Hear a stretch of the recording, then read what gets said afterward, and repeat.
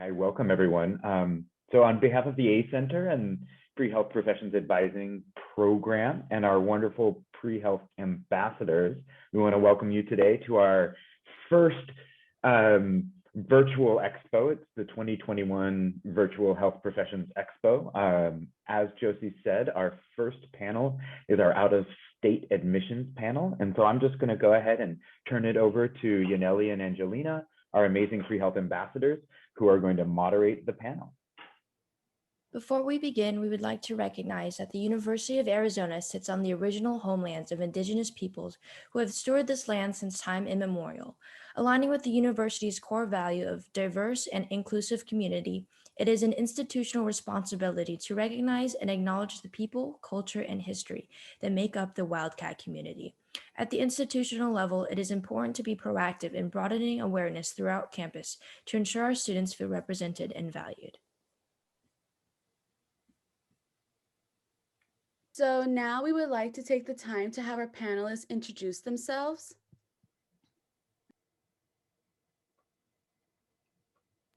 So whoever would like to go first can go first. I can jump in alphabetically. I suppose I should. My name is Amy Ahern. Good morning. I am talking to you from sunny but a little bit chilly University of Iowa. We're in Iowa City, and I can see snow out my window, but it is sunny. I'll tell you that, and about 40 degrees. So I am the Assistant Director of Admissions for our MD program, and very happy to be here this morning. I always enjoyed coming to your campus, as I have in years past, but very happy to be here this morning. Thank you. And since we're going alphabetically, I think I'm up next. I'm Asha Burgess, representing Mayo Clinic College of Medicine and Science today, and I am the admissions recruiter. And we have 3 campuses, but I'm from our Rochester, Minnesota campus, and we also have campuses in Arizona and Florida. And it's such a pleasure to be here this morning because we have a long-standing connection with Arizona State.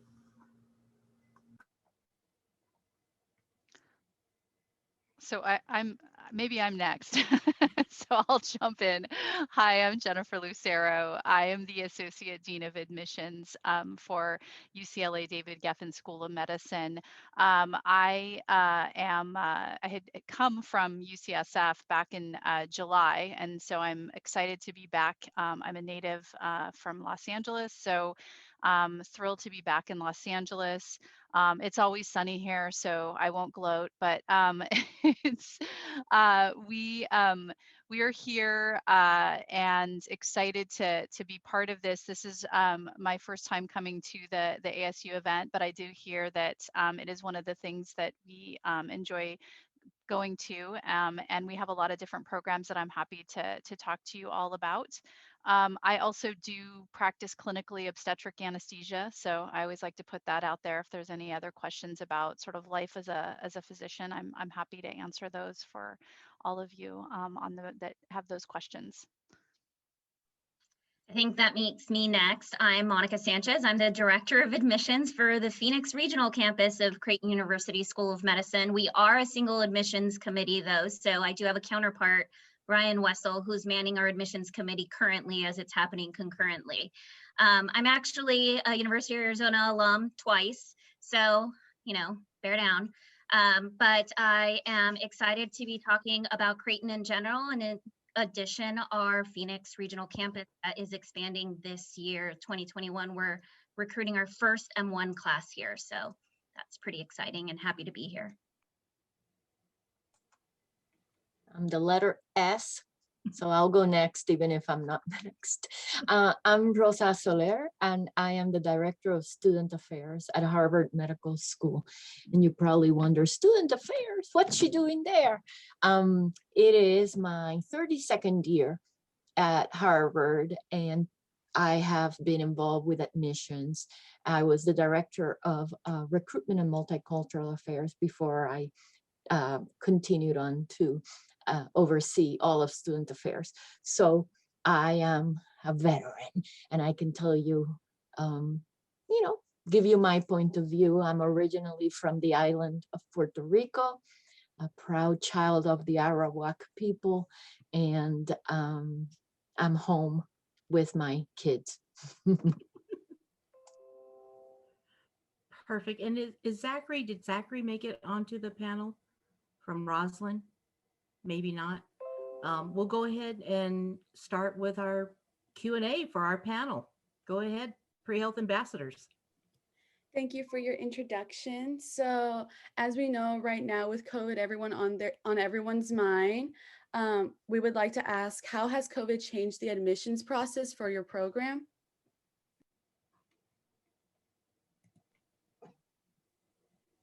I mean, I'm happy to jump in. For our program, it's changed it. Obviously, I think for everyone, it's gone virtual in terms of the interview process. There has been a change in addition to how we're looking at clinical experiences, and specifically to Creighton, that's super important, is our non-medical service as well. What kind of opportunities people have been able to garner. We've been surprised to see how many people have been able to continue doing volunteer work and how much people have really jumped into helping during the pandemic. A lot of crisis text lines or virtual peer mentoring groups, as the mental health has taken such a big hit over the last year. That's been a big thing. And the creativity people have really formulated to get those clinical experiences. There's a lot of virtual clinical experiences and a lot of paid clinical experiences. So we're seeing a lot of people come out of undergrad with CNAs, MAs, EMTs, etc. So that's really what we've seen in terms of a difference in our applicants and our process in general. And for us at Harvard Medical School, is exactly as Monica just stated, with the additional piece that applications have actually grown in number on our end. We are not sure why. The one little piece I will say is that we do worry about what the impact on those who are admitted, what the impact will be for this early fall class. Since traditionally, when a student is admitted to our school, we give everybody the opportunity to come back to the campus. Well, nobody's coming back because they interviewed virtually. And we're not going to be able to have the revisit. So they will have, our applicants overall didn't come to campus to interview, will not be able to have a preview in person. And they're probably hearing a lot from our first year students that we're virtual or in a hybrid mode. We don't know how that is going to impact who chooses to come or not. So I would just add, I think, again, echo what everybody has said thus far. Applications are up, interestingly, a very large number, and everything is virtual. And so I think we accommodated. I think there's some positives, some negatives about virtual. And I think that the question is, how do you give someone a sense of the community without being there? I think to Rosa's point. So we're doing all that we can do with the virtual technology that we have, videos and connecting with the students and the team. As far as opportunities, there has been an incredible amount of opportunities. They just have been different. I think Los Angeles, as you all probably know, had an enormous surge. And so our applicants were very creative about how they can go in and help and what they could do within the environment, obviously being safe.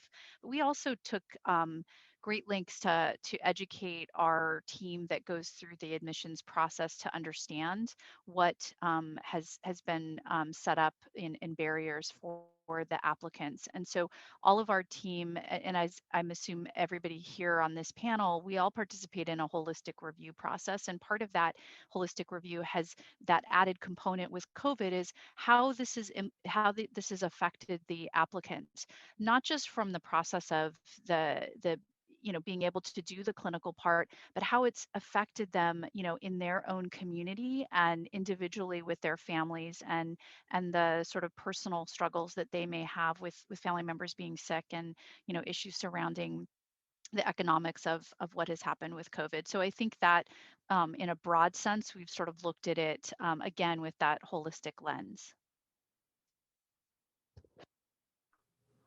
And so Mayo Clinic, one thing that we did change this year is that we do not have any we do not require any specific science prerequisites. So it is just rather it is assumed that applicants just have sufficient, grounding in the biological and the natural and the social sciences through their college level coursework. So again, we no longer have prerequisite courses for admission. But I can echo everything else everyone else said as well. Yeah, I would again echo all of those great things. And to Dr. Lucero's point, know that no one is coming through this application process untouched by COVID and the many ripple down effects that it's had on everyone. So those are the conversations I've been having a lot with prospective students, is that keep in mind that you're not alone in this, and everyone is facing some completely unexpected hurdles in last year's process, in the process that we're about to enter, probably in the years to come. So instead of thinking, oh, I kind of have to dig out of this hole that COVID has created for me as an applicant, know that, okay, everybody's been going through this. And so don't feel alone or that things are going to be misunderstood, because no one has escaped this untouched. So I just want to make sure that prospective students really understand that and know that committees are also aware for the reasons that everyone else mentioned.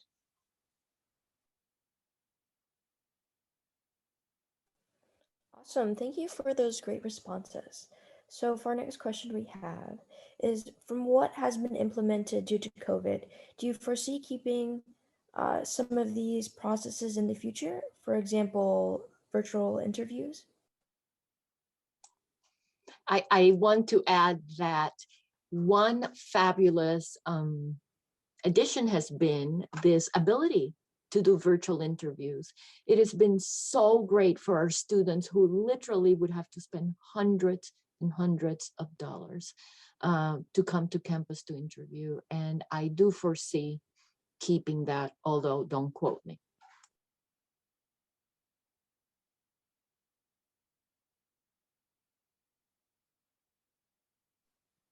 I would agree. I think virtual interviews are here to stay, probably some sort of hybrid format eventually. I anticipate that we'll keep the interview format virtually and maybe increase kind of campus visits once it's safe to do so and most of the population is vaccinated. So that's what I think is going to continue, and something that we've discussed at our school on both campuses that will continue. I think one of the things that we implemented, and again will likely stay because it's been a very positive thing for the students, is, once you have your interview day, you get a glimpse of, if you're in person or virtual, you really get a one-day glimpse of what the institution is. Try to meet some people. It's always couched in that anxiety of the interview, and so you don't have a moment to take a step back and say, what is it about this institution, what's unique about it. And so we've been able to use the virtual format to put together sessions where students have questions during their interview day on particular things that we pride ourselves on, have strengths. And so we've actually used noontime opportunities to do these sessions where we have panelists come and that are working in a particular area where we have lots of students that have questions on. For example, we have a very big global health and community and work that we do, and so we do a session dedicated to that.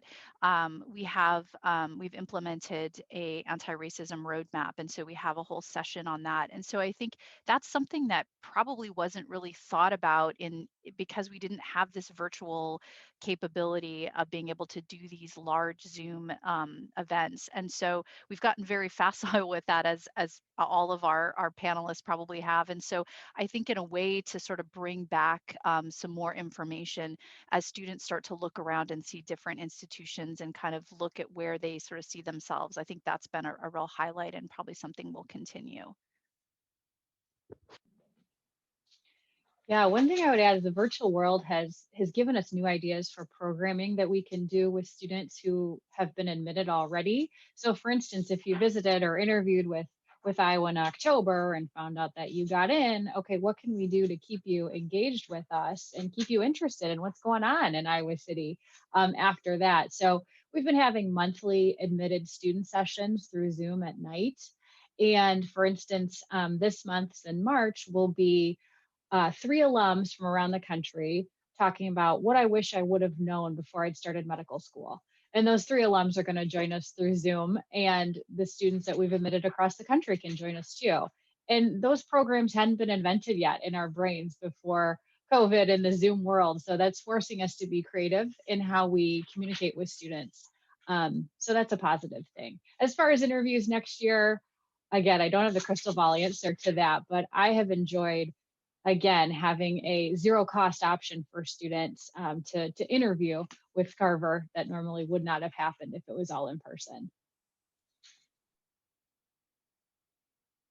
And one thing I would like to add is that the virtual environment has allowed us to reduce barriers for students from diverse backgrounds. And so typically it will be difficult to travel, so just eliminating those barriers has allowed us to increase our diversity pool.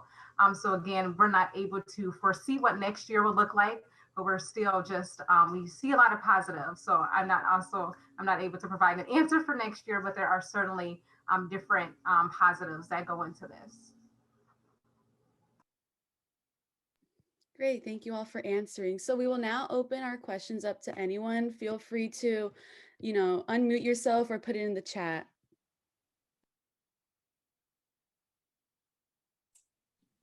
So I actually had a question for the representative from Creighton Medical School. I applied this cycle and I'm currently waitlisted for acceptance. And something I'm wondering is, I've been seeing updates on the Phoenix campus online and how construction's been coming along. And you talked about visitation slightly if the pandemic allows. So when will the Phoenix campus be open for prospective campus visits? So we are scheduled to move into our new building here in Phoenix in May, which is super exciting. We're currently housed on the St. Joe's Hospital and Medical Center campus in the heart of Phoenix, which makes it really hard to have any visitors when you're on a hospital campus. So the building is essentially on the same campus, but it's a whole separate thing, and it's Creighton run rather than Dignity Health run, which will make it a lot easier for us to not have the same barriers as when you're on a clinical site. So we're hoping to be able to have an open house for admitted students in May, should things allow. And we have an outdoor terrace in our building where we would be able to have it a little bit more safely and socially distanced. So that's the hope for it. Having an open house for admitted students is kind of our priority right now. And then I assume that should things continue to progress pandemic wise, we'd be able to have visitation starting maybe in the fall for anyone else who's not admitted. But yeah, so I do think that that's when it'll open to the public, is in the fall, but for us and admitted students May. If you are currently waitlisted and you have any questions about the status of your application, feel free to reach out to me. I do know that we will be having our next alternate review in May after, the Choose Your Medical School tool opens up and people start committing. That's when the shuffle starts, so. Thank you.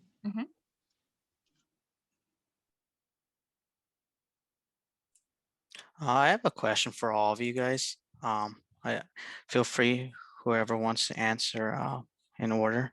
So I was just wondering, what is a major distinction or characteristic that you guys are looking for in students or future applicants for each of your schools that makes a student more distinct and from other students?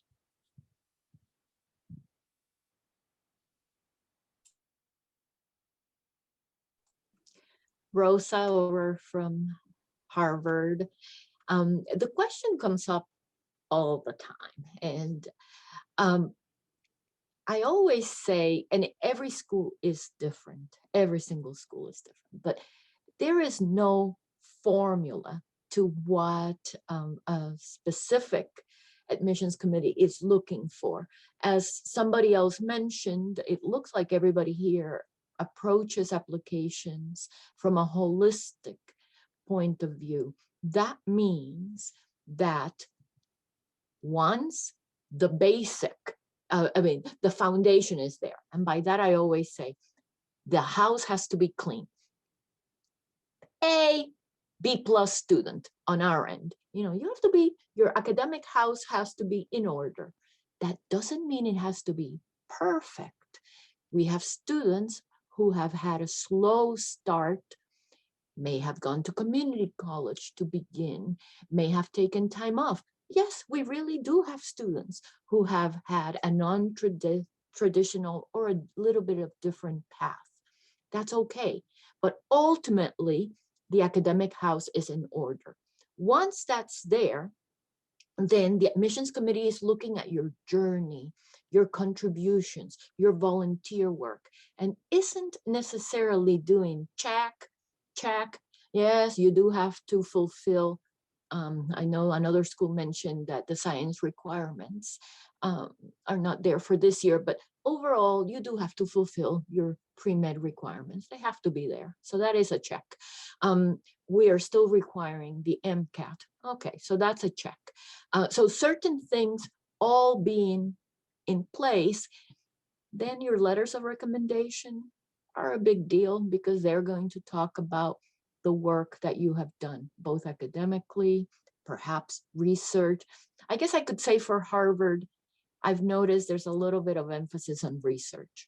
That doesn't mean it's a requirement, but a lot of applicants do have some sort of research, bench or research or clinical. So I don't want to take up too much airtime, but overall, there isn't a checklist. Always pay attention to you and who you are. Don't try to make yourself fit into what you think that school may be looking for. And again, we could talk about this forever, but you are unique. And I always say, concentrate on doing well academically and getting involved in what you love to begin with. Okay, I'll be quiet. I was going to add, Rosa, thanks for that. That I think was really a key thing about not checking all the boxes. And I think that's, there is at UCLA DGSOM, we always say we want to train you to be an outstanding physician, and that and is going to be unique for each of you. You're passionate about something, and there is something that has driven you to the healthcare field. We want to know what that is, and when we look at your application, there's going to be clear, views of why you chose medicine. I mean, that's what it should speak to us.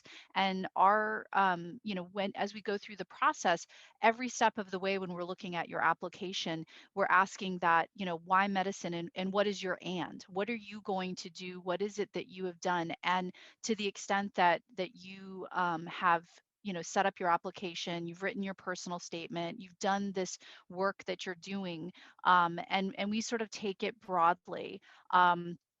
There are different, every student is different, and every student is bringing something unique, and they've had different lived experiences and different experiences through the, institutions that they've gone to, where they have come from. And again, to sort of look at it in a holistic way, there's not really one equation that says you have to do this.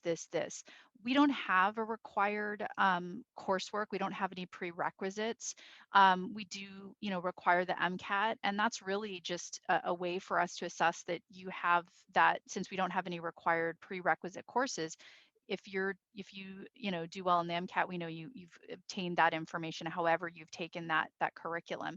But we're really looking at a depth and breadth of what you're doing and your commitment to healthcare, whatever it is, whether it's policy, whether it's community health, whether it's bench research. It is a broad term, and then we want to give you the additional skills as we think of medicine as a spectrum. I think when I started as a medical student, that was one piece of my journey, and there are additional parts to it as I go to graduate medical education and beyond. And we want to make sure that we are taking students who have that sense of whatever that journey is. It doesn't have to be a particular one, and it doesn't have to be the same one as somebody else. And so I think that that's sort of the kind of message that we have as far as what we're looking at for a physician. I'd like to echo what both Rosa and Jennifer said about we want to know about you specifically, your unique path. But at Creighton, we do have a very specific Catholic Jesuit identity. We are a faith-based institution, and we do recruit to our mission. And so for us, what that means is having a foundational or commitment to serving the underserved. That is what our Jesuit identity provides, and provides in terms of a differentiator from maybe other programs. We believe in service and care for the whole person, really caring holistically, women and men for others. Those are some of the pillars of our Jesuit identity, for the greater good. And we are, again, unapologetically a faith-based institution, and we do recruit to that mission. That doesn't mean you have to be Catholic. That doesn't mean you have to be Jesuit. That doesn't mean you have to be Christian, but having that core value system that kind of matches our identity in terms of service to the underserved. And that's why for our institution, one of the things we really do focus on, maybe even more so than research, which is something that's a core thing for other institutions, is your non-medical service. So what kind of commitment to service do you have? How long have you been providing service? Did you just do it in the last year because you knew you were going to apply to Creighton, or is this something that's foundationally part of who you are as a human? Jennifer said that it's we train a good physician, and for us it's we train a good physician and we hope to create good humans as well. And so that's kind of the differentiator for Creighton specifically, and that's for both campuses. Obviously we're one school, two campuses. And that reminds me, what Monica just said reminds me of something very important. Not only the focus on community, but if we think of volunteer work, and I always say to the potential MD applicant, you're going to have to answer why medicine. And I know this is a health professions panel, but I'm more involved with the MD portion of a student's aspiration. So if you're going to be a healer and a physician, perhaps doing some research, but mostly working to help people, patients, families feel better, overcome illnesses, deal with chronic disease, all of those things. And you haven't been inside a clinic or a hospital, there's a little bit of a problem. And I mean for you. That sounds harsh, but what I mean is if you haven't had the opportunity to watch someone in pain, sometimes it doesn't smell too great inside a healthcare facility. Oftentimes, I don't mean to paint such a grim picture, people will throw up on your feet. You need to know it's not all glory all the time, that it's not perfect. At one point in my life, I wanted to go into nursing school. I am not a health professional. And I, thank goodness, volunteered at Children's Hospital next door. We are right next to the Children's Hospital of Boston. I was in my 20s, loved it, absolutely loved it. It was a huge job. You had to commit 8 hours a week. I was working, all this stuff, but I was there and I loved it. But I found out there is no way. There's no way I can do this. I cannot watch children in pain. I would have to step out. I couldn't do it. So for your own sake, community service is fabulous, but also step in to find out if this is for you. Rosa, that's a great point. Although I will say, as a OB anesthesiologist, one of our jobs is to take away the pain. So But I will. I love my clinical role. So I do agree it's really important to go in there and shadow or be part of a clinical team in some way that you can interface with the patients. I will say I have literally the best job in the world. Sorry for everybody else on the panel, but I get to go in and take care of patients. I was both an OBGYN, so I got to deliver babies and I was in practice doing that, and then went back and did OB anesthesia, and now I'm involved in dealing with complex patients. And I never in a million years would have known sort of the idea of what all the different things that you can do as a physician and all the different roles that you have in the hospital, the clinic base. So I do think it's really important to go in there and kind of see what it is, but don't you will get, I had no idea until I went to medical school, just really the depth and breadth of all the different things, laboratory medicine, pathology. I mean, there's so many different areas, and you don't have to do them all, but it is important to go in there and, see and be in that space. And, I always say I love OB anesthesia because it's predictably unpredictable and there's sort of this chaos, and I love it, but not everybody does. And then there's other opportunities to do a different specialty. But it is an amazing field, and it is important for you to get a sense of what that means in being in either a clinic environment or a hospital environment. Prior to medical school, I didn't have a lot of opportunities and I was sort of supporting myself, but I went and worked in the urban native clinic in Los Angeles. I'm Mexican and indigenous, and so for me, like, that was a really important thing, that both was part of my community and also part of sort of seeing what this clinic, and I originally was planning on being a primary care provider, either doing family medicine or internal medicine. So I can tell you, once you get into medical school, and start to see all the different things, I am the farthest from being a primary care. I do a very specialized field, but still there's something for everybody. But we do want to know that you understand what that means in some way. So I agree with Rosa, except that you can take away the pain if you're an anesthesiologist.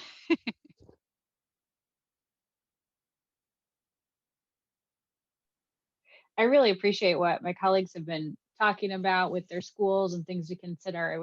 I would echo those things. And also, Armando, I appreciate the question. And one thing I want applicants to think about as well, yes, it's a competitive process to get into medical school. I will acknowledge that wholeheartedly.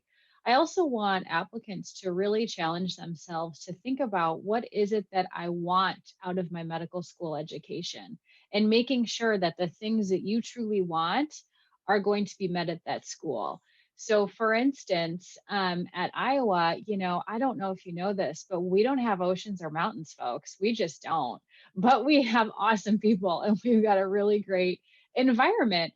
And our students will tell you time and time again, it is not a competitive environment, it's a collaborative environment. And so I want students to know that when they're looking at us, because if they need to compete with other people, they will not be happy in our med school. So I just want to empower applicants as well to think about, okay, what is it that I really want out of a med school? And like Monica was saying, the values that her school represents, making sure that you're really checking out the schools that match well for you as well. And I know it maybe sounds like a bold way to think about the process when it is so competitive, but I think it is an important piece of the process as well. Well, I don't have too much to add because my colleagues have done a great job in providing a foundation. But one thing, being as an admissions recruiter and also being as a prior applicant to medical school, one thing that I can just highlight in the importance of is actually providing a theme throughout your entire application. So yes, we look at your MCAT to start off with. That's our first thing we look at, and it's very obvious. We indicate that on the website. You have to meet our 75th percentile. So that's on our website. Then, like everyone else has said, and Mayo also does it, but then we look at a holistic admission process. So we're looking at your personal statement. We're looking at the activities you've engaged in. And it's through your activities that we're able to see and tell, if you enjoyed the experience you encountered in. So don't take it lightly when you're actually drafting up your personal statement and your activities. It's not an essay you can just write the night before it's due. It's something that you actually have to take time. And so be intentional about how you actually present yourself to the admissions committee. So that's one thing that I just want to highlight. Take your time, prepare. If you're planning to apply in June, start now. Don't wait until it's time to submit your application. I think there's a question in about the interview, the medical school interview, and I again want to echo what was said, already about the interview the application and the personal statement, but to dovetail on that idea of the interview, because the personal statement is a major a portion of kind of your vision of who you are and what you want to do in medicine. And I think that that's actually a really important part of drafting. You're going to have all of these information about your MCAT scores, the grades that you got, your letters of recommendation, which are also very important, and we should probably talk about that too. Uh, but your vision of how you see yourself in why medicine, what you want to do with medicine is so important. And when you think about your vision, it's true. It's not something you can write the night before, but it's going to be asked about in the interview, because they're going to want to know, this is their moment where they have all the pieces. They have the letters, they have your personal statement, they have your grades, they have your activities that you've done, and now they want to sit down and talk about putting it all together and hearing you talk about that. And I think you have to be prepared to talk about your vision, which is part of what you're putting in your personal statement, but also talk about why medicine for you, and what extracurricular activities you have to be prepared to talk about anything. And each interviewer, depending on how the interviews are done, are going to have a different style. Some, we do, I don't know if other places they do the MMIs. We did a virtual one this year, which was the Vita. So there's that component, but there's also the faculty interview, which is a really free form. They look at your application and they kind of want to ask you particular questions. My previous institution that I was at did blinded interviews, so they knew nothing about the applicant. And I actually really liked that, because I would walk in and it was just a conversation, and I would get through that conversation who that person is. But that's part of kind of your vision and what you put in your personal statement. And then we would get to go back and look at the application. But I can't emphasize enough, the personal statement is important, because that's your moment to give the vision. And then you're able to elaborate more on that in the interview. And I think that was some of the questions about what the interview is about. It's really about getting to know you and kind of getting more details about what you've done and how that's impacted you. I agree with Dr. Lucero. Everything she just said about the personal statement and how it's a bridge to the conversation you're going to have in the interview. Now I'm going to say something because you asked about interviews that's a little bit out there, and it has changed over my 3 decades at Harvard. So at the beginning, way back when, back in the, I would say, early 90s, I used to tell students this, but it has changed. A lot of your interview, by the way, is not just what happens in the interview, is what happens before the interview and your arrival. So I used to tell students, I'm not joking, this is so bad, but I used to say, don't paint your nails red. I'll tell you what. I've noticed, I used to always have, lately I don't, red nails. And I talk with my hands. So I've always noticed, see, that whomever I was speaking to, they follow my hands. They follow my hands because it's human nature. You're following the color. So I decided I'm going to tell people not to do their nails, right? Because it distracts from the conversation. I've changed my mind. Paint your nails whatever color you want. But I will say this. a lot of what happens in the interview happens before. This issue of arriving on time. This is for when we are back in person or even Zoom. Be first. You want to be the first. Be on time. Groom yourself to feel your best. So I always notice students in very muted, at Harvard at least, it's always a navy suit of some sort. Okay, if that's what helps you feel your best and you feel that, I assume it's because it's not going to distract from the conversation, go for it. But more and more, I am saying, groom yourself to feel your best. And if it means that for you, have a healthy breakfast, be hydrated, get good night's sleep, start 48 hours before, because the night before your interview, wherever it is, you may feel nervous. But think of all the little things that are going to bring you up during your interview. If you're feeling nervous, sit on your hands. I'm not joking. I've told people sometimes, they're so nervous, sit on your hands, but always look at the interviewer. You don't want your eyesight going all around. All of this is about psychology. So the connection and the preparation for that interview is a big deal, in addition to what's going to be happening during the interview. And one can talk about that more, but. Rosa, I think that was excellent advice. Even working from home, I can tell a difference when I'm casual and when I dress up. So what I've told myself is show up, show up for myself. So I would say the same thing for students. But as far as our interview process, so when we review our initial screening, of course, again, it's our MCAT.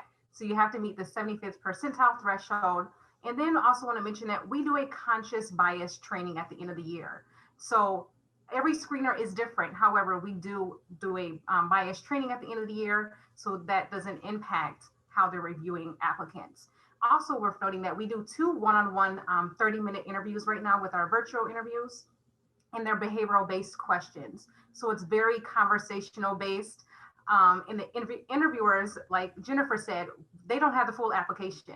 So they don't have students' GPA or the MCAT. That was part of the first initial screening. So they only have the general background. So that's your name, and then your personal statement, and then your 3 most significant experiences from your AMCAS application. So again, that's when the holistic part of the application comes into play. So again, you pass the first screening, and then the second one is, like Jennifer said, we want to know who you are. So that's your time to shine.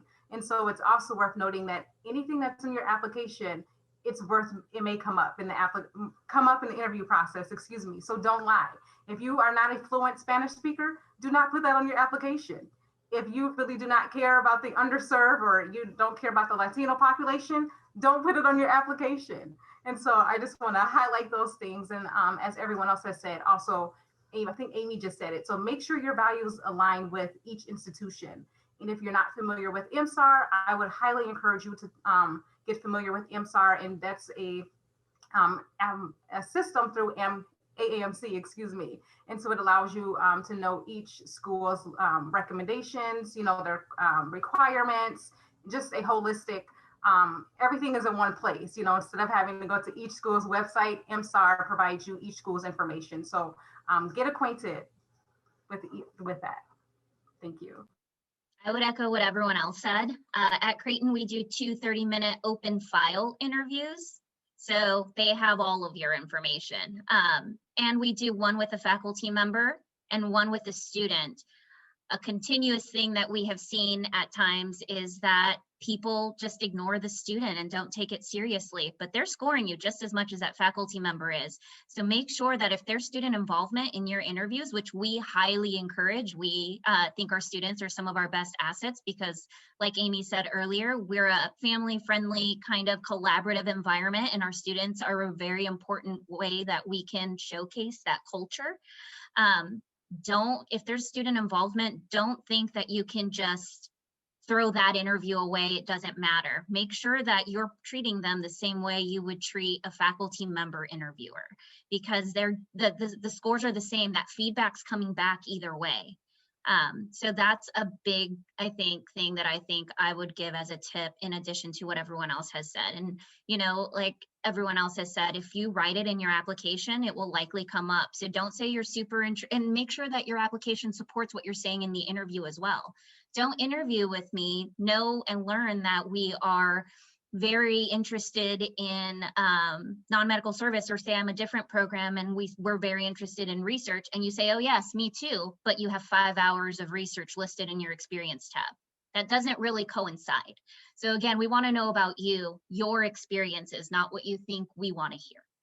And that that's on paper in your application and also in the interview. So make sure that the two jive.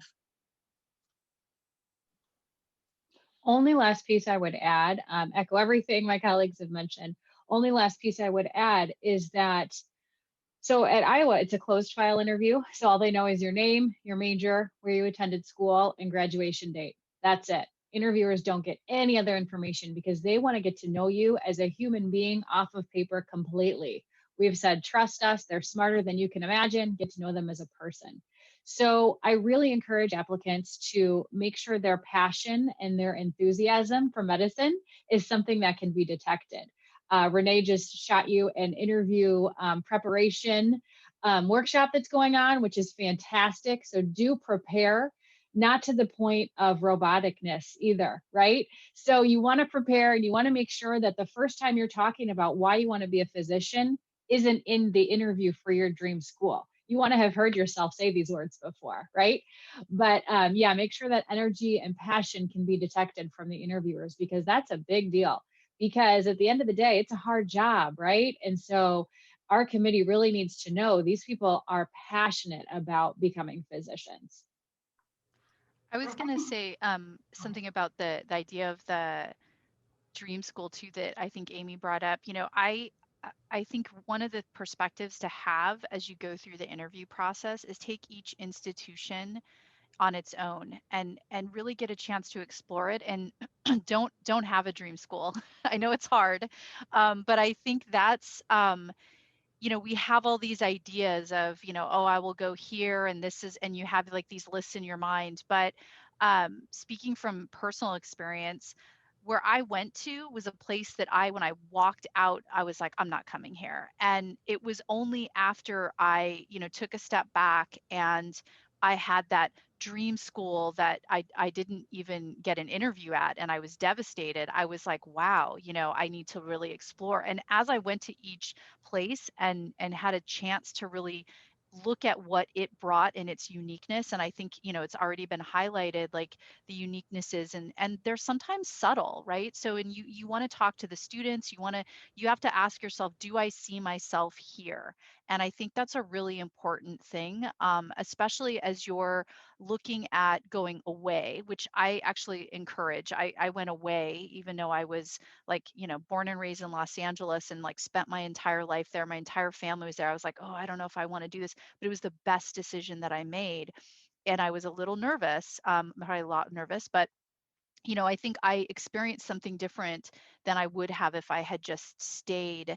And each time I went across the country to look at different places, I really got a sense of, oh, I didn't think I was going to like this school, and I really do. And so I think you have to try to not have the dream school and hold yourself so tight to that, like I got this or bust, you know, because you will find places that really speak to you in ways that you maybe didn't realize, and you will grow as an individual in ways that you probably didn't even, I mean, I definitely had no idea that I was going to have the experiences that I had. So I speak from experience and seeing others sort of as they grow in these other institutions. And then you know, go and do residency, and you can go do it in another place and have that experience. I actually had another question if we have time. I was just wondering, what would your advice be for a reapplicant? I don't know where this cycle is going to take me. As I mentioned, I am waitlisted at Creighton and very hopeful, but I still want to be prepared and kind of look to the future. So I would say as a reapplicant, being that, you know, you applied to us, I would say that if you, for whatever reason, do not matriculate, reach out to the school. I know that at this point, you're probably very aware that we do Incycle feedback to those who we've put on an alternate list. We do 2 sessions on Mondays after decisions go out, and we give Incycle feedback. We tell you what the committee decision was and why, and we give you advice on how to pursue that while you're in cycle, so that when we come to an alternate review, we are looking at what did you do since we talked to you? Did you seek out feedback? And we look for updates. If in the next cycle, there isn't an update from the decision that was made before, that's something that we're looking at. If you've applied to us previously, and we have that feedback, we gave you that feedback, we want to know, did you update your application? Are there any changes? Did you improve upon that? I think that there are a lot of schools out there that believe in remediation. Also, if you applied your first cycle, and I know that a lot of people that I've advised this year are applying as a offshoot year, right? Because we don't know what this year is going to look like. We didn't know what the application pool was going to look like. So let me just try out this year and see if it's going to work out or not, because we don't know what's going to happen. Make sure that you are seeking out advice. A lot of admissions officers will give you advice on your application. So seek out those schools that you're interested in, and find out, what do you think about my application? What do you think I need to work on? And make sure that you're updating your new application, your reapplication with that. You know, say we alternated you because your non-medical service wasn't current or ongoing. Seek out opportunities, especially as things start opening back up. That just make sure that you're improving upon the previous year, I guess, and seek out the feedback so you know which components of your application to improve. Let me make a quick note right here, because I know that we are at time. We can go on if students need to leave, that's fine. Our panelists, I know also your time is very valuable. If you need to take off, that's fine. If you wanted to stay and chat for a little bit longer, this Zoom is open for a while. But if you need to leave, and I'll let the ambassador do the closing right now.